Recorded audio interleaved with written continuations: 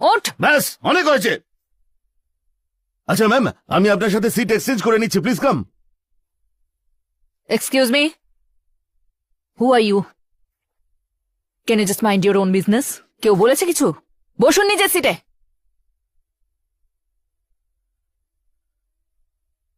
আর তুমি, আমি এই সিটটায় বসবো আর এটাই ফাইনাল। আপনি প্লিজ আমায় একা ছেড়ে দিন। আপনি তো দেখতেই পাচ্ছেন আমার খুব ব্যথা শুনবে করছে। না তো? ওকে, তাহলে আমি এখানেই বসবো। আমার পায়ে ব্যথা করছে, প্লিজ প্লিজ।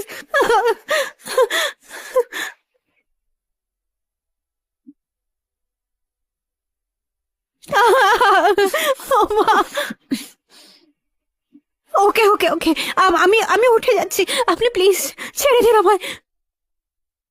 Much better.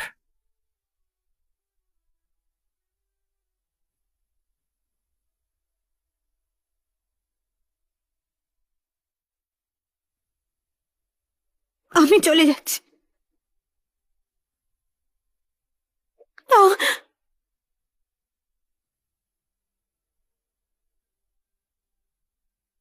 তবে এই সিটটা কিন্তু বেশ ভালোই, লেগ স্পেসও আছে। নাইস। ও মাই গড, কি যে করছে!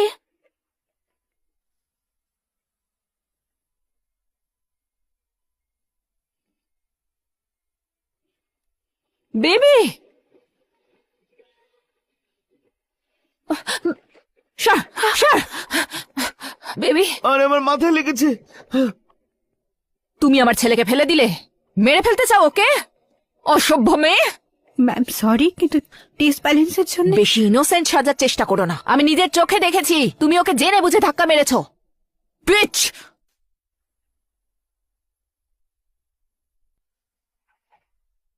পিচ। বেবি, মাকে বলো না, কোথাও লাগেনি তো? মা, আমার মাথায় লেগেছে। আমার আবার কিছু হয়ে যাবে না তো? এই অশুভ মহিলাটা আমাকে ধাক্কা দিল। Oh my god.